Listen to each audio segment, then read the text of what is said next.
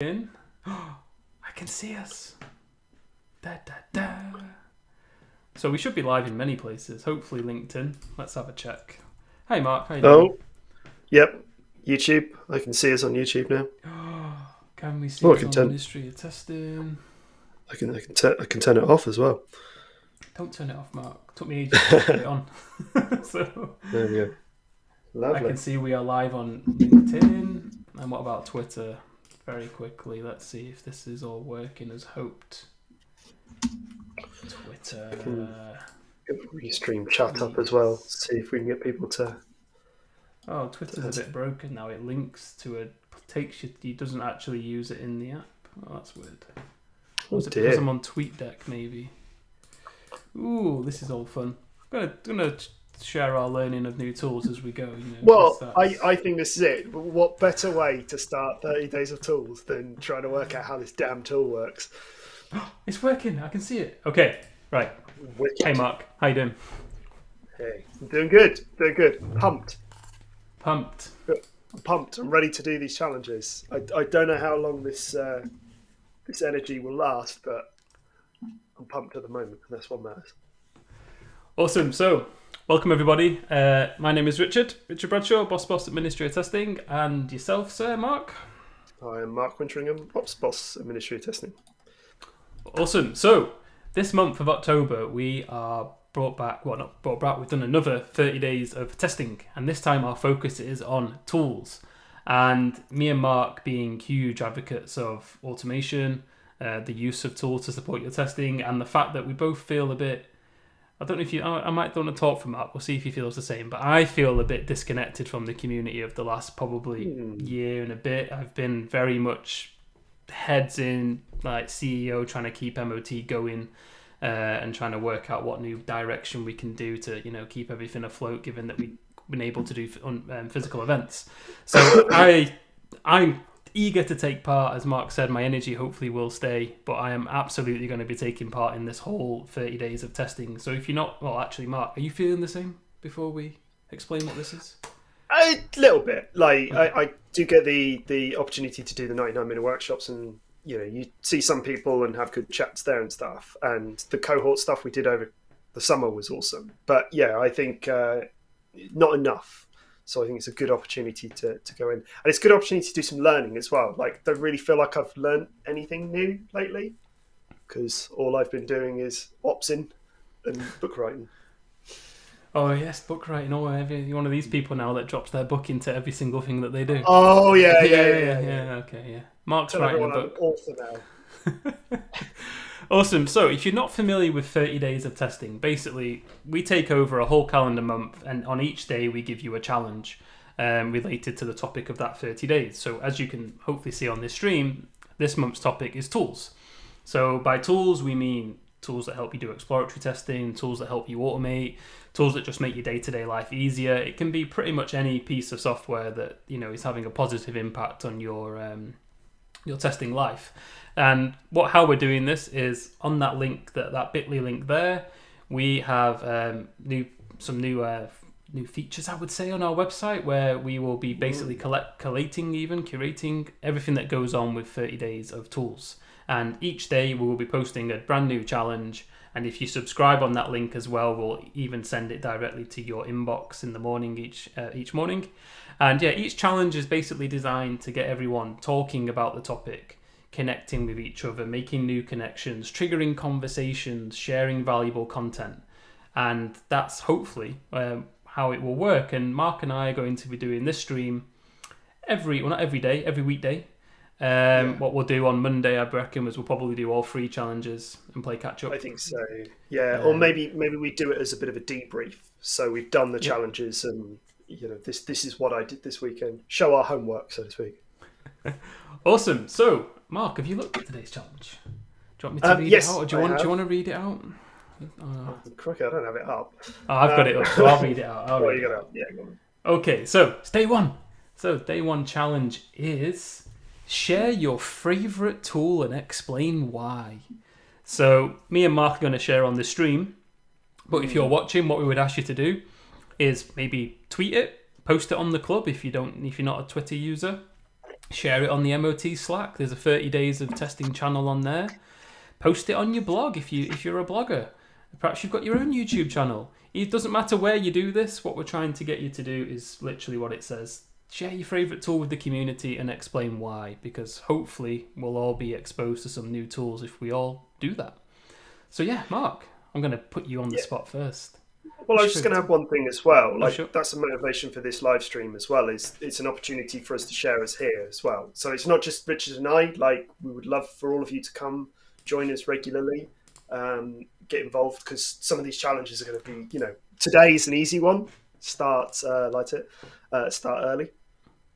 Oh, that's not working, but the copy's awful. But Pirate Tester says hello.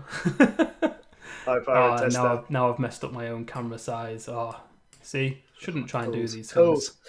But yeah, it's an opportunity for us all to get together, and you know, if we'd love to see regulars come join us, come join the conversation, ask questions and stuff. But yes, okay. So, favorite tools. Well, one more. Sorry, if seeing as you're encouraging that.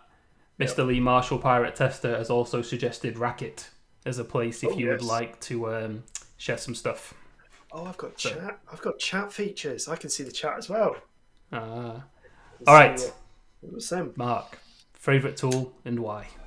Favourite tool. Like, all-time favourite tool. I've been thinking about this one for a while because I get the privilege of, like, knowing that I've set these challenges.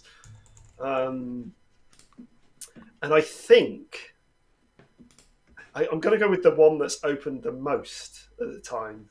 I think it's probably going to be, it's either IntelliJ or it's Postman.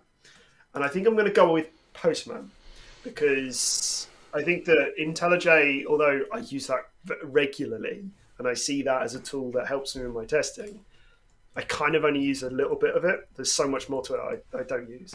Whereas Postman I use a lot. Like, I use it quite a lot for sort of debugging stuff. So we've been creating a lot of Zaps and Zapier integrations between our tools. So I've been using it for that. Obviously with RESTful Looker Platform and playing around with that as well, do that sort of stuff. And then, you know, I love it for exploratory testing. I love, you know, big list of naughty strings, Postman, data driver, press a button, boom, where you go. You know, it's that sort of thing. So I think, it feels kind of like, I think a few other people are probably going to mention Postman, but I think it probably is that. Interesting. What about you? I'm at a crossroad because I can think of my favourite tool when I was testing every day, right? When it was literally my full-time job. But then more recently, I'm spending a lot of my time like building the MOT website, and like it's the tool that's given me the most value there at the moment is not the same one from earlier. So if I'm going to frame this from most of our audience, which is, you know, predominantly people in testing roles or spending most of their time testing, I would say Charles Proxy. I knew you were going to say Charles. I knew it. If I think of a tool that has enabled me to, well, a few things. Like, number one, test in ways that would not be possible without using Charles. So if you're not familiar with Charles, it's a proxy tool that basically you put in between your application and, you know, the internet. It allows you to monitor the traffic, manipulate it, do lots of crazy things with it.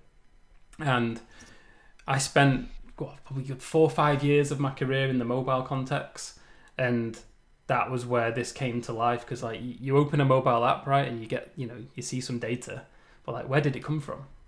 Has it accidentally been hard coded by the developer? Is it actually coming from the API? Has the app manipulated it in some way? You can't know unless you have, like, you know, I don't know, you could trawl the log files, right? But Charles just gives you that information clear as day, allows you to, kind of like I said, manipulate it, do all sorts of fun error codes, exploratory testing. I've connected it to mocks. I've built my own stub and used Charles to, you know, direct it to that. I've set up rules and config that I've shared with the rest of the team. So it just gives you, like, you know, like we talk a lot about testing at the layers you can see. Like, yes, the UI looks correct, but like I'm interested to know how it got there. And Charles gives me the ability to do that. It's interesting that we've both gone for HTTP-based tools. And I wonder if, like, you know, there's something about HTTP and the way that it's easy to manipulate and stuff that appeals to us. don't I would know. say it's the domains we've worked in. I think I've predominantly always been in web. Yeah, I think I had a brief spell where I was dealing with a lot of SMS kind of behavior and lots of messaging protocols. But yeah, outside of that, I've mostly been testing web apps or mobile apps, which again are technically web apps. So I think that's probably a big part of it. But also, I would say the way that me and you think about things and the way that the kind of testing that we like to do, we need to go under the hood, so to speak, and yeah. Postman allows you to go, basically reenact what's going on under the hood. Charles lets you see it. If you combine the two, you're in an incredible place. You can get traffic from Charles, ping it into Postman. You build up the automated suite. They're tools that let us divide and conquer quite easily, and they're easy to set up. I think that's the other thing. Apart from if you start doing SSL in Charles Proxy. I'm going to mention a shameless plug here, but there's something that actually connects our two favorite tools in terms of a 99-minute workshop that's happening this month. So Suman Bala's doing a workshop on Charles Proxy on October 20th at 12, but she's literally just done one on Postman. So I wonder if she has similar sensibilities to us in terms of tooling as well, because she's obviously drawn to those tools as we are. And I think, so I don't know if you want to just explore this a little bit more, Mark, because obviously we're both in slightly different roles these days. If we think back to we take your current active role, you still get to do obviously a bit of testing on the awesome work that me and Andrew build. But what? Yes. What tools yes, awesome. or what tool is actually helping you the most with your current majority of your daily activities? Daily activities. It's probably Zapier, I'd say. You can argue that is a tool at the moment as well. So it's not just if I'm thinking more from a ops point of view, one of my things that I'm trying to do is I'm trying to sort of understand what's going on in the community, and trying to establish a better view of things and to make the process of understanding that a bit easier as well. So I found things like Zaps in Zapier have been really useful, like being able to integrate applications together to sort of share information around. It's been really useful. Yeah. A good example of that is we've just started doing the auto registering for people on Crowdcast for sessions. That's making our lives a little easier. So this, how I would equate that back to testing is this. I'm still trying to understand a complex system. It's just the complex system isn't software. It's sort of a mixture of software and people and stuff. Yeah. Even though you could argue all software is that. So yeah, I quite like that. Interesting. I'm gonna. We've got some messages there from Lee. Yeah, I was going to say this. So yeah, it looks like his favourite at the moment is SQL Server Studio for reasons similar to Mark. Basically allows him to see the SQL that's being created and used in the application, and gives him a focus on the data as opposed to the data that's on the screen or the data that's in the API, what's actually getting stored in the DB. Which is nice to see. So I'm going to cheat, Mark, seeing as I have the power. Well, you have the power too, but I'm just going to share my screen and mess up my prettily designed screen for a second and see what actually happens here. So yeah, nothing actually happens because it's to stream the. There we go.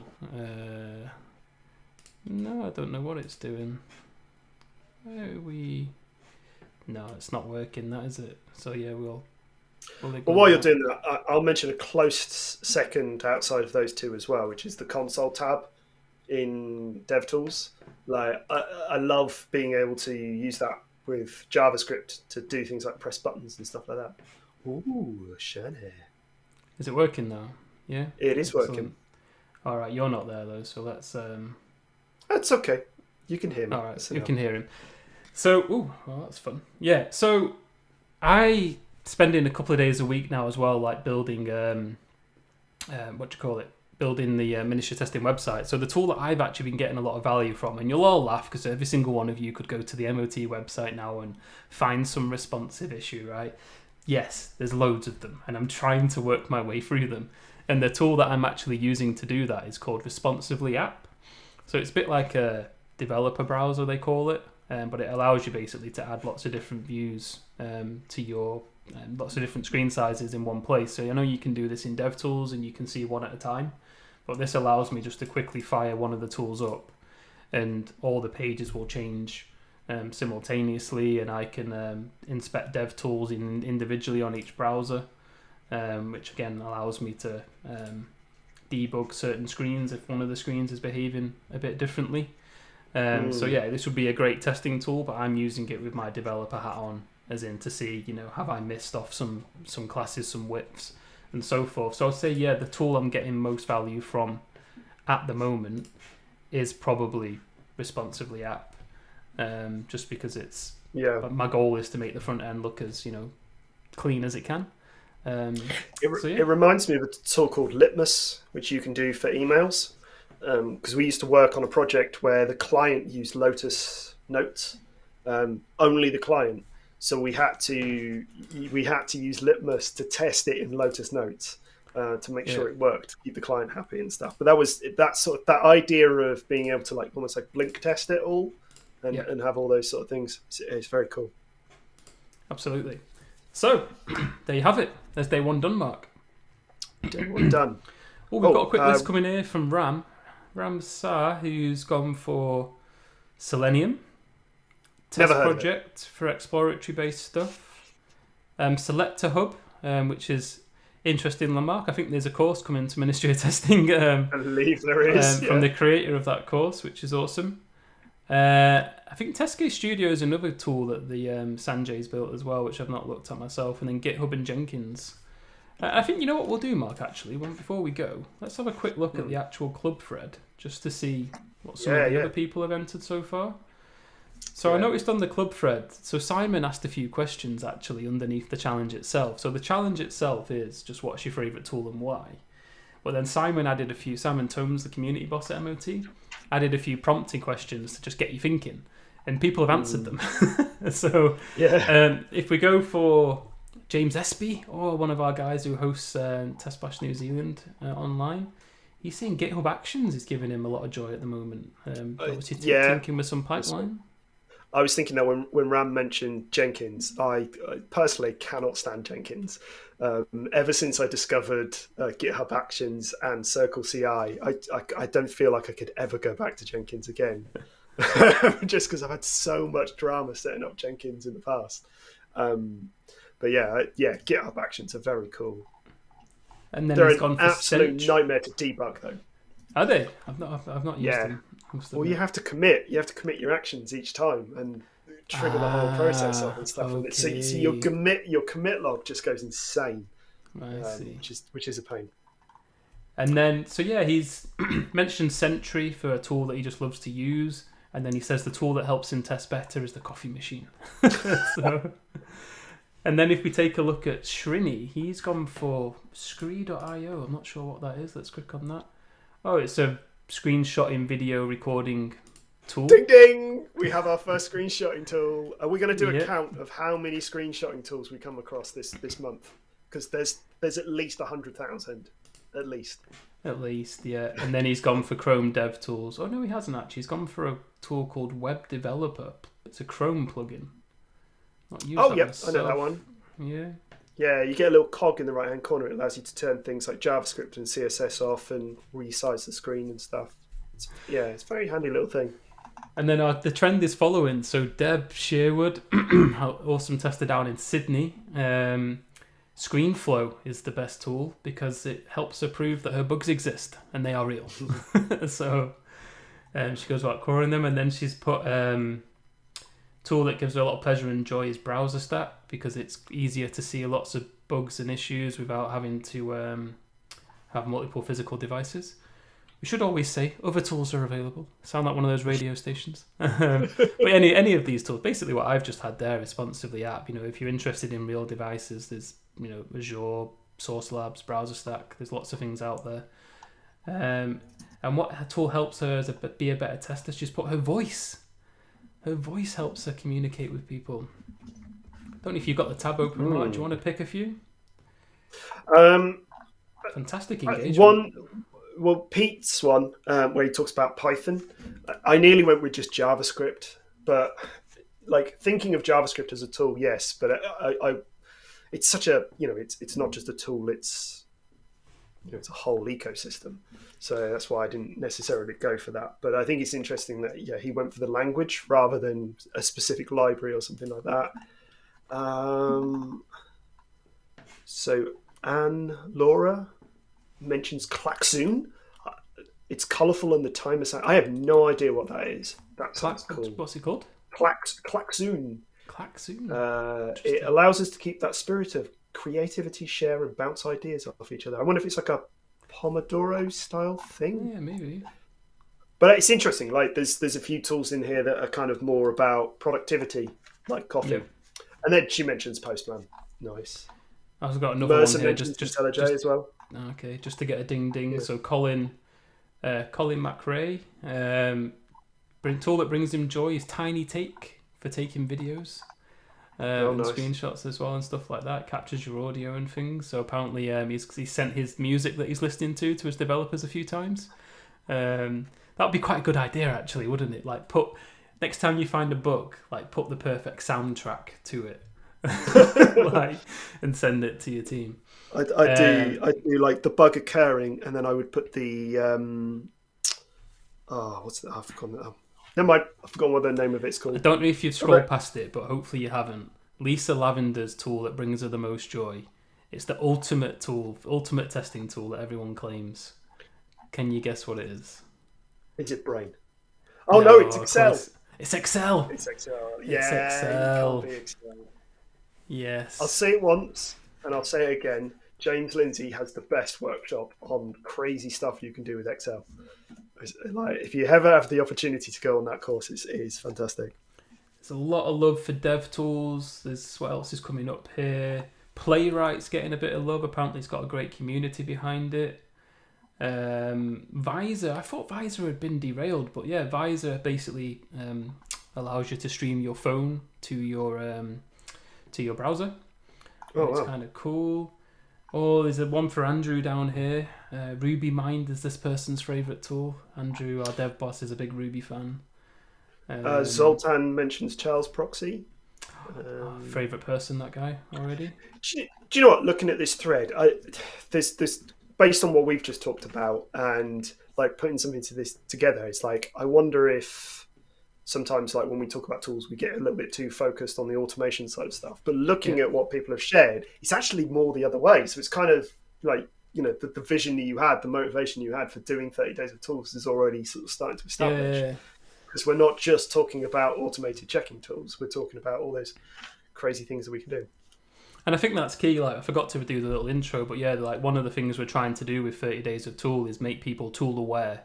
So it's not about necessarily being a master of all these tools, but the more tools that we're aware of, the more we have in our locker when we go to try and solve different problems. Like we can maybe think back to this thread and be like, I'm sure there was a thread one day where people were posting something about this. And you can go back and dig out that tool and maybe, again, have some of the other challenges as they'll come up, how quickly we can get to grips with tools, how we can decide if they're right for us. And I think just on that one you mentioned, Mark, there's one more that's just jumped out at me, which is a tool that I've had loads of love from. Loads of benefit from, is Grammarly. So I don't use it as much as I used to. But in terms of making me a better at anything I was doing, to be honest, testing, running a company, communicating, Grammarly has helped me no end with like just common mistakes, really interesting. I mean, it's been really useful for me. Have I mentioned I'm writing a book? But yeah, no, I've used it quite a lot just for ironing out those sort of bits and pieces. I really like with Grammarly the fact that you can set the tone as well, your intention of your tone as well. So yeah, it's a great tool. So on that note, I don't know, I'm hoping so, but I'm going to hope that Simon, community boss, Link Ninja boss, has posted links to the challenges and underneath these videos. So if you are watching this back and you want to be a part, there is a link there, but hopefully there's links in the comments. Don't want to post on the club, post underneath this video, post on LinkedIn, Twitter, wherever it is you want to post, but please tell the community your favourite tool and why. And there we go. So we will see you on Monday. One more thing. One more. It's requisite of all live streams to say, if you enjoyed this and want to get involved in the conversations coming forward, don't forget to subscribe, hit the bell. We're going to be doing this every day, every work weeking day. Although I won't be around on Monday because it's my day off with the kids, so I shan't be joining you, unfortunately. I'm going to have to get a although- guest. If someone wants to join me on Monday, I think you need a guest. Yeah. If someone wants to join me on Monday, reach out to me. Ping me on Twitter or LinkedIn. Just ping me a message if you want to join on the stream on Monday, and we'll go over challenge 2, 3, and 4 together. And also, Mark, you'll need someone on Friday because I will, yes. Yes, because we are off to reveal a plaque that's been put outside one of the rooms at the Ronald McDonald House for all the awesome money that the community helped me raise. That's fantastic. So yeah, we're going to head back there. They're going to Yeah. get to meet Finley, and we're going to get to unveil this plaque. I got Thomas, the design boss, to design it as well, so it's got a little nice little scene on it. That's So yeah, amazing. we're going to head Wicked. down there. So yeah, if you want to join me on Friday, on Monday, let us know in the chat. And if you want to join Mark on Friday, let him know. And yes, subscribe to 30 Days of Tools as well, so you get the daily challenges in your inbox. And we'll hopefully see you all in and around MOT throughout October. Yeah. Bye for now. Happy 30 Days of Tools. Bye.